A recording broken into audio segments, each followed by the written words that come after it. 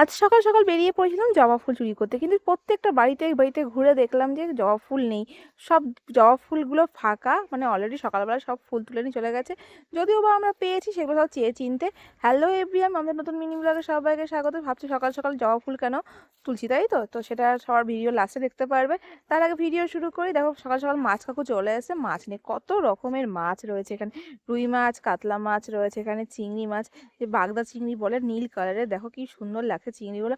আমি আমার মাছটাকে বললাম আমাকে মাছ দেখা, মাম্মাম সামনে দাঁড়িয়ে রয়েছে, ও একটু খুশি হবে, তো মাম্মামকে দেখাচ্ছিলাম। ওই দেখো ও অবাক হয়ে দেখছে যে এই জিনিসটা কি। তো মাছ দেখানো হয়ে গেল, এদিকে দেখছে আরো অনেক কিছু মাছ নিয়ে এসে, বেলে মাছ নিয়ে এসে আর কি সব মাছ নিয়ে এসে, যেগুলো আমি খাই না। বাগদা চিংড়িগুলো দেখে কিন্তু আমার চিংড়ি মালাইকারি খেতে খুব ইচ্ছা করছিল। আর এখানে দেখো কি সব মাছ রয়েছে, ছোট ছোট মাছ। আর এখানে বলছিল যে জানি না চুনো মাছ না কি মাছ জানি না সব বলছিল। তো আমাদের এখানে রুই মাছ নেওয়া হচ্ছে। মা আমাকে জিজ্ঞাসা করছিল কি মাছ নেবো, চিংড়ি মাছ নেবে নাকি কাতলা না রুই। আমি বললাম রুই মাছ, অনেকদিন খাইনি, রুই মাছ নিয়ে এসো। দিনে তো আমাদের সপ্তাহে প্রায় 3 থেকে 4 দিন মাছ খাওয়া হয়, তার মধ্যে মাছের আবার ভ্যারাইটি থাকে। তো আমার কিন্তু লোভ পড়েছিল কিন্তু এই মাছগুলোর উপরে। তো নেওয়া হয়েছে, ফ্রিজে রাখা হয়েছে, কালকে হয়তো রান্না হবে। মাছের সাইজগুলো কিন্তু খুব দুর্দান্ত ছিল, আর কালারগুলো ব্লু কালার, এত সুন্দর লাগছে চিংড়িগুলো দেখতে। এদিকে তো মাছ কাকু আমাদের রুই মাছ কেটে দিচ্ছে, একটা মাছ নেওয়া হয়েছে দেখতেই পাচ্ছ। এই মাছটাও কিন্তু হাফ রয়েছে, ফ্রিজের মধ্যে রাখা, আর হাফ রান্না করা হবে আজকে। কারণ ওই যে বাড়িতে মাছ খাই আমি, বাবা আর মা। তবু বাবা খায় ভাজা মাছ, আর আমি মা একটু ঝোলের মধ্যে যা খাই। তো আজকে মাকে বললাম সর্ষের পোস্ত দিয়ে রান্না করো রুই মাছটা, আর কিছু মাছ ভাজো, যেগুলো আমি আর বাবা একটা করে মাছ ভাজা নিয়ে গরম ভাতে খাবো। তো কাকু এদিকে মাছ এদিকে কেটে দিচ্ছে, মাম্মামটা তো দেখেই যাচ্ছে যে এদিকে কি মাছ কাটছে। তারপরে দেখো আমি বাদাম নিয়ে নিয়েছি। বাবা রোজ বিকালবেলা যখন কাজ থেকে বাড়ি আসে বাদাম নিয়ে আসে, বাদাম বা ভাজাভুজি নিয়ে আসে, পাঁপড় টাপড়, সেগুলোই আমি একবার বের করে নিয়ে খাচ্ছিলাম। তারপরে আমি ছোটিকে ডাকতে গেছিলাম আমার পুরোনো বাড়িতে, আর গেছিলাম পাড়াতে জবা ফুল আনতে। কিন্তু বিশ্বাস করবে না, প্রায় 20খানা বাড়ি ঘোরা হয়ে গেছে, জবা পাতাই রয়েছে, একটা কুড়িও নেই, ফুলও নেই। তারপর আমি বাড়ি ফেরার পথে আমি এই গাছটাতে পেলাম কয়েকটা, দুটো তিনটে ফুল, সেটাই আমি নিচ্ছিলাম। আর ওই যে মামুনিটা পড়াশোনা করছিল, ওকে বলেই নিয়েছি, এমন না যে বলে নিইনি। তো এখানে একটা কুড়ি হয়েছে, জানি না আবার কবে হবে। আজকে আমি একটু তেল জবা ফুল, জবা পাতা, একটু মেথি দিয়ে, অ্যালোভেরা দিয়ে, এগুলো দিয়ে একটু তেলটা আমি বানাবো। মাথা এত পরিমাণে চুল হেয়ার উঠে আছে, হেয়ার ফল হচ্ছে কি বলবো।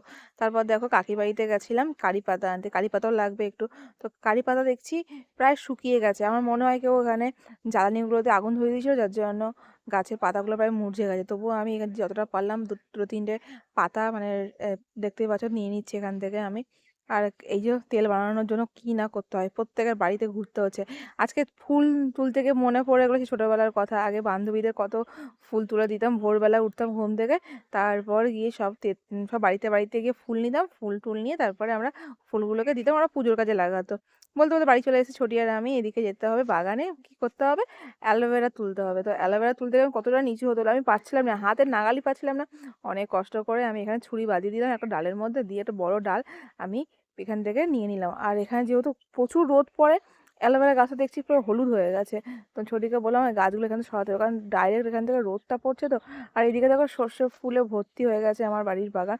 সর্ষে ফুলগুলো মা বলছিল আজকে তুলবে, তুলে বড়া বানাবে। তো মাকে বললাম আজকে না, আর কটা বড়া হোক, আর পাশে তো বড় হয়নি, ওগুলো একটু বড় হোক, তারপর একেবারে তুলে নিও। তারপর আমি অ্যালোভেরা ধুতে নিয়ে চলে এসেছি, দেখতে পাচ্ছি অনেকটা বড় ডাল নিয়েছি আমি। পরিষ্কার জলে ভালো করে ধুয়ে নিলাম, নইলে পরে তো এটা আমি যখন ডালটা দেবো ওই তেলের মধ্যে তো নোংরা লেগে থাকবে, এই জন্য ভালো করে পরিষ্কার করে ধুয়ে নিলাম। ভিডিওটা কিন্তু একটু লেন্থি হবে, আগেই বলে দিচ্ছি। যাদের ধৈর্য আছে তারা দেখো, আর যাদের ধৈর্য নেই প্লিজ স্কিপ করে যাও, কারণ তোমরা একটুখানি দেখবে আর পুরো ভিডিও দেখবে না, আমার ক্ষতি হবে। তার জন্য আমি বলছি যাদের ধৈর্য আছে তারা একটু দেখো ভিডিওটা। আজকে একটু লেন্থি হবে ভিডিও, প্রায় 9 মিনিট আপ হবে ভিডিওটা। আগের থেকে বলে রাখছি, যদি সময় থাকে হাতে তাহলে দেখো ভিডিওটা, নইলে পরে প্লে করো না। আর যারা দেখবে তাদের দেখতেই থাকো। এদিকে আমি মেথি নিয়ে নিয়েছি, একটু আদা নিয়ে নিয়েছি, কারি পাতা নিয়ে নিয়েছি, কালো জিরে নিয়েছি, এদিকে জবা পাতা, জবা ফুলও নিয়ে নিয়েছি, আর অ্যালোভেরা নিয়ে নিয়েছি। একটু আমলকি হলে ভালো হতো, কিন্তু আমলকিটা আমার ঘরে এখন অ্যাভেলেবেল নেই। আর একটা গোটা পেঁয়াজ নিয়ে নিয়েছি মিডিয়াম সাইজে। এগুলো সব এখন কাটাকুটি করতে হবে, তারপরে গিয়ে এটাকে আমি এখন তেলটা গরম করতে দেবো।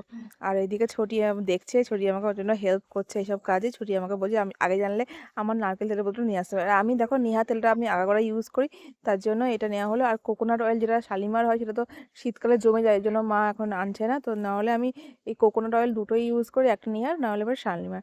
তো এগুলো সব আমি ধুয়ে নিয়েছি পাতাগুলো। আর এইদিকে মা ছিম কাটছে, এই যে ছোটির বাড়ি থেকে ছিম এসেছিলো, মানে আমার পুরোনো বাড়ির বাগান থেকে। আর ছোটি ওইদিকে আমার এই বাসনপত্রগুলো ধুয়ে দিচ্ছিলো, পাতাগুলো ধুয়ে দিচ্ছিলো। তো মাকে বললাম আর কি রান্না হবে, তো বলে ছিম রান্না হবে আর পুঁটি মাছ দিয়ে। আর এখানে আমি তো কাজগুলো করে নিচ্ছিলাম। তো দেখো আমি এদিকে অ্যালোভেরার সাইডের ডাঁটিগুলো আমি কেটে নিয়ে, যে কাটা কোটাগুলো হয় সেগুলো আমি কেটে করে নিয়েছি। এবার এগুলো স্লাইস করে পিস পিস করে কাটতে হবে, তো সেটাই করছিলাম। ছোটি আমাকে হেল্প করছিল ভিডিও করে দিতে, মানে ক্যামেরা ধরছিল। আর এদিকে আমি পেঁয়াজটা কেটেছি, দেখতেই পাচ্ছ। কে কে এরকম আমার মতো করে হেয়ার ট্রিটমেন্ট করো? আমি ছোটোবেলায় খুব ট্রিটমেন্ট করতাম, আমার মা আমাকে হেল্প করতো, কিন্তু এখন আর হয় না। নিজে মা হয়ে গেছি, তার মধ্যে এত হেয়ার ফল হচ্ছে প্রেগনেন্সিতে আর এই আফটার ডেলিভারি, কি বলবো। আদাগুলো আমি কেটে নিচ্ছি, কুচিয়ে নিচ্ছি, এখন ছোটো ছোটো কুচি করে নেবো। তারপর এটাকে আমি মিক্সে দিয়ে দেবো। অ্যালোভেরাটা আমি আর মিক্সিতে দেবো না, অ্যালোভেরা থেকে জেলও বার করবো না। এদিকে মাম্মাম দেখো কত খুশি, এদিকে কিন্তু ওর একবার ঘুম হয়ে গেছে, আমি এতক্ষণ কাজগুলো রেডি করছি। আর এদিকে মাম্মাম একবার ঘুম দিয়ে উঠেও পড়লো। তো দেখো আমি এই যে অ্যালোভেরাগুলো এই টুকরো করে কেটেছি, এটা আমি পুরোপুরি তেলের মধ্যে দিয়ে দেবো। আমি আজকে তেল বের করবো না, কিংবা আমি এটা মিক্সিতে দেবো না। তো চলো এদিকে আমি মিক্সি রেডি করবো। মাম্মাম তো খুব এক্সাইটেড, এত কিছু কী করছে মা, বাটি বুটি নিয়ে এদিকে নাড়াচাড়া করছে, আর আমি এদিকে আমার কাজ করছি। ছুটিকে বললাম যে মামাকে ধরে রাখ, বাকি কাজগুলো করে দিই। এদিকে মিক্সিটা ধুয়ে নিয়ে চলে এসেছি আমি। আর এদিকে দেখো এখানে আমি মেথি নিয়ে নিচ্ছি, দেবো এর মধ্যে একটু কালো জিরে, যেটা আমি আগের থেকে আমি সাইড করে রেখেছি, দেখতেই পাচ্ছি। কালো জিরেটাও দিয়ে দেবো। কালো জিরে মেথি নাকি চুলের জন্য খুব ভালো। তো চলো একবার ট্রাই করেই দেখি হেয়ার ফল কমে কিনা বা নতুন চুল গজায় কিনা। এদিকে আমি দিয়ে দেবো হচ্ছে আদা কুচিগুলো। ওই যে আমলকিটা মিস করছিলাম, অন্য সময় আমলকি কিন্তু ফ্রিজে থাকে, কিন্তু আজকে আমার বাড়িতে আমলকি নেই।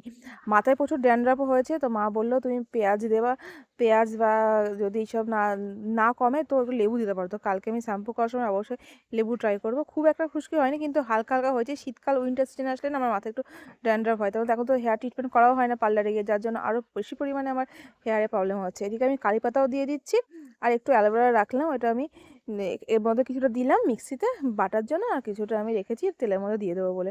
একটু কারি পাতাও রেখেছি তেলের মধ্যে দেবো বলে। আর যে জবা পাতা নিয়েছিলাম সেটা কিন্তু তেলের মধ্যেই দেবো, মিক্সিতে বাটছি না এটা। তো আমি এটা মিক্সিতে সেট করে নিয়ে একেবারে পেস্ট করবো। কোনো জল দিইনি কিন্তু আমি, জল ছাড়া এরকম পেস্ট হয়েছে। যেহেতু আমি অ্যালোভেরা দিয়েছিলাম তার জন্য একটু জলা জলা লাগছে। তো আমি দেখো এখানে ইন্ডাকশনে বসিয়ে দিয়েছি, তো এখানে তেলটা।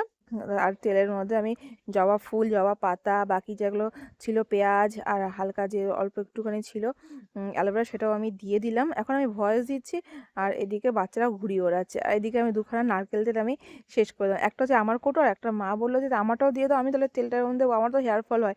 তো মায়ের জন্য বানিয়ে নিলাম একসাথে। তেল আরেকটু হলে ভালো হতো, যা সরঞ্জাম আছে আরেকটু যদি মানে শিশিরে তেল হতো ভালো হতো। তো এইদিকে দেখো এবার এগুলো সব সিদ্ধ হচ্ছে, আর এদিকে আমি যে মেক্সি পাঠিয়ে ছিল সেগুলো আমি দিয়ে দিচ্ছি। এদিকে মা তো মাছ টাছ ধুয়ে এনে চলে এসেছে, আর আমি দেখো আলাদা যে পেস্টটা বানিয়েছিলাম সেটাও আমি তেলের মধ্যে দিয়ে দিলাম। তেল থেকে এবার কালার ছাড়বে, আর এত সুন্দর স্মেল আসছিল না, মানে কি বলবো। একটা নেহাত তেলে একটা সুন্দর স্মেল আসছে, কিন্তু যে আমি যে এই মেথি টেথি দিলাম, মেথি কালো জিরে বলো বা এদিকে যে অ্যালোভেরা দিয়েছি, এদিকে জবা ফুল দিয়েছি, একটা সুন্দর স্মেল, আদার একটা আলাদা স্মেল আছে, পেঁয়াজের একটা আলাদা স্মেল আছে, সব মিলিয়ে একটা আলাদা স্মেল আসছে। তারপর যখন পুরোপুরি রেডি হয়ে যায় না তেলটা, তখন না আমি আরও একটা স্মেল, যখন আমি অনলাইন থেকে হেয়ার ফলের জন্য তেল অর্ডার দিতাম, ঠিক সেরকম একটা আয়ুর্বেদিক তেলের একটা স্মেল পাচ্ছি। তো বুঝে গেলাম যে এইভাবে ওনারা হয়তো তেলটা বানায়। তো বাড়িতে বানানোর আমার মনে হয় বেটার, তাই না, ঘরোয়া পদ্ধতিতে। তো দেখো অলরেডি আমার তেলটা কিন্তু হয়ে গেছে, আর কালারও এসেছে পুরো হালকা সবুজ, এত ভালো লাগছিল স্মেলটা আর সঙ্গে কালারটা। তো আমি পাত্রের মধ্যে সুতির কাপড় নিয়ে আমি এটাকে ছেঁকে নেব তেলটা। আর এদিকে আমার সব কাজকর্ম হয়েও গেছে, সকালে ব্রেকফাস্ট করবো, তার আগে আমি তেলটা বানিয়ে নিলাম। এই তেলটা দিয়ে আজকে আমি হেয়ারে লাগাবো, তারপরে গিয়ে কালকে মানে আগামীকাল আমি শ্যাম্পু করবো। দেখতে পাচ্ছি আমি তেলটা পুরো ছেঁকে নিচ্ছি। ভিডিও প্রায় এন্ডেই চলে এসেছে। ভিডিও ভালো লাগলে অবশ্যই লাইক কমেন্টস করো।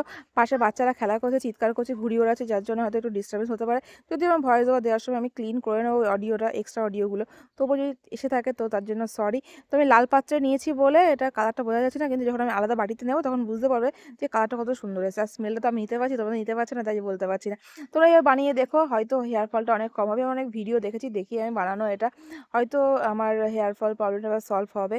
তো চলো ভিডিও প্রায় এন্ড এসেছি। এই যে এটা ফেলে দিচ্ছি না, ছোটি বলে এটা নিয়ে যাবে, এটা নিয়ে গিয়েও লাগাবে। তারপরে এই যে ফাইনাল কালারটা, এটা আমি এখনো চুলে লাগিয়ে নেব। তো চলো ভালো থেকো সবাই, ভিডিও ভালো লাগলে লাইক কমেন্টস করে পাশে থেকো।